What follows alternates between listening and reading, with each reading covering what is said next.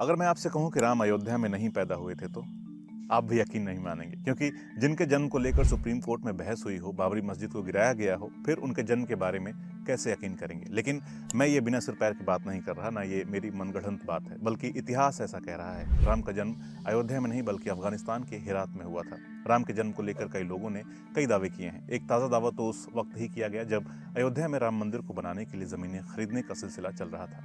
यह दावा हुआ भारत के पड़ोसी मुल्क नेपाल से। यूपी के अयोध्या से तकरीबन 243 किलोमीटर की दूरी पर नेपाल में है थोरी। नेपाल के प्रधानमंत्री केपी शर्मा ओली ने कहा, भगवान राम का जन्म स्थल अयोध्या में नहीं बल्कि नेपाल में बीरगंज के नजदीक थोरी है। भगवान राम भारतीय नहीं, नेपाली थे।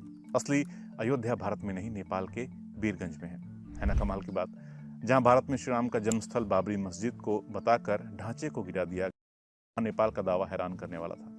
लेकिन इसके पहले के दावों पर जाएं तो इतिहासकारों ने अलग अलग राम का जन्म स्थान बताया है। किसी ने अफगानिस्तान कहा, किसी ने ईरान, तो किसी ने हरियाणा। लेकिन इन सब में मजबूती से और गंभीरता से जिसने दावा किया, उस इतिहासकार का नाम है श्याम नारायण पांडे। उन्होंने 1992 में किताब लिखी। किताब का नाम है एंशिएंट जियोग्राफी ऑफ अयोध्या। इस किताब में श्याम नारायण ने दावा किया कि वर्तमान में अफगानिस्तान में एक शहर है हेरात। ये अफगानिस्तान के पश्चिम में है और हेरात व्यापार का केंद्र रहा है। यहाँ से पश्चिम के देश भारत और चीन के साथ व्यापार करते रहे हैं। इसी हेरात शहर में राम का जन्म हुआ था। इसी के साथ ही उन्होंने किताब के इंडेक्स में 3 टाइटल दिए: अयोध्या इन वेस्ट बंगाल, अयोध्या इन नेपाल और Ayodhya in Thailand and Laos. 5 साल बाद 1996 में भारतीय हिस्ट्री कांग्रेस के 58वें सत्र में उन्होंने historical Ram distinguish from God Ram का पाठ किया। श्याम नारायण ने इस पेपर में वैदिक ग्रंथों का हवाला दिया और अपने दावे को पुरातात्विक खोजों से जोड़कर सही साबित करने की कोशिश की। साल 2000 में एक और किताब आई, द वैदिक people, there history and geography. इसके लेखक हैं राजेश कोचर। राजेश ने भी राम जन्मस्थान अफगानिस्तान ही बताया। उन्होंने लिखा, अफगानिस्तान की हरी रुड या हेरात रिवर ही मूल सरयू नदी है और अयोध्या इसी के तट पर थी। लिहाजा अयोध्या की तलाश इसी नदी पर की जानी चाहिए, ना कि आधुनिक सरयू के किनारे। मौजूदा सरयू के किनारे के बारे में लिखा, इसका नाम सरयू बाद की पीढ़ियों के अप्रवासियों ने अपनी मातृभूमि की याद में रखा। राजेश कोचर दावा करते हैं कि राम के पूर्वज पश्चिमी अफगानिस्तान, पूर्वी ईरान इलाके में ही रहते थे। 1998 में पुरातत्वविद MVN कृष्णा राव ने भी एक दावा किया। उन्होंने राम का जन्म स्थान हरियाणा में बता दिया। हरियाणा में बनावली नाम से एक हड़प्पा कालीन जगह है। ये सूख चुकी सरस्वती नदी के तट पर है। उसी को राव ने राम की जन्मभूमि बताया। राव ने यह दावा सिंधु घाटी सभ्यता के विभिन्न अवशेषों में पाए गए शील मोहरों पर शोध करने के बाद किया। राव का दावा है कि 1700 ईसा पूर्व मध्य एशिया में सुमेरिया के लारसा में एक शक्तिशाली राजा ने शासन किया था। रिमसिन नाम का वो राजा ही वास्तव में राम थे। सुमेरिया, एलम और सिंधु नदी तक फैले हुए एक क्षेत्र तक उनका शासन था।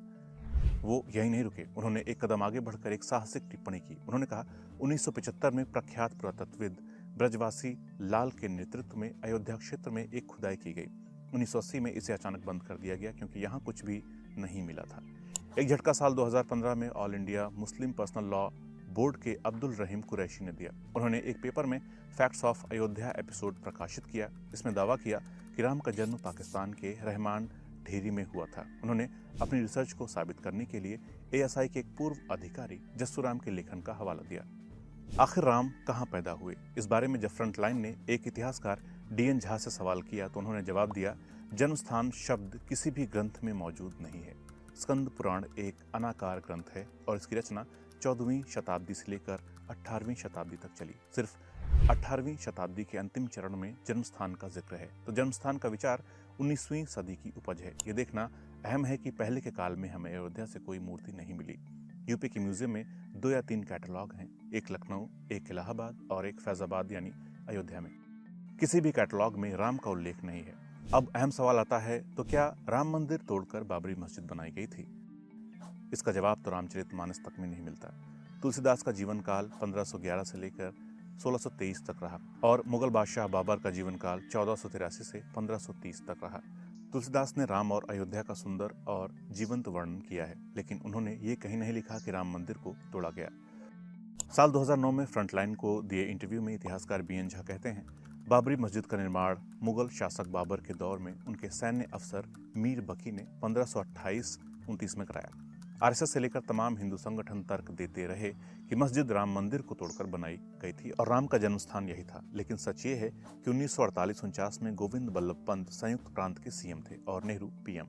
उसी दौर में मस्जिद में मूर्तियों को रखकर चमत्कारिक घटना बताया गया था। तब से लेकर साल 2019 तक विवाद रहा और अब जब सुप्रीम कोर्ट ने राम मंदिर विवाद पर फैसला सुना दिया तो राम मंदिर के निर्माण का रास्ता साफ हो गया। मगर इस सवाल का जवाब कोर्ट में भी अधूरा ही रह गया कि क्या मंदिर को तोड़कर मस्जिद बनाई गई थी। लेकिन बीएन झा के मुताबिक पुरातात्विक सबूतों से पता चलता है कि पूरे उत्तर प्रदेश में 17वीं सदी के आखिर से 18वीं सदी के शुरुआत तक विशेष तौर पर राम को समर्पित कोई मंदिर नहीं था। लेकिन साउथ इंडिया में ये चोल काल से मिलते हैं, लेकिन उत्तर भारत में नहीं मिलते। 12वीं शताब्दी के राम के 2 या 3 मंदिर मध्य प्रदेश में पाए जाते हैं, लेकिन उत्तर प्रदेश में नहीं, बिहार में नहीं और ना ही उड़ीसा में। 13वीं शताब्दी में उत्तर भारत में राम मंदिरों का प्रचलन आम हुआ।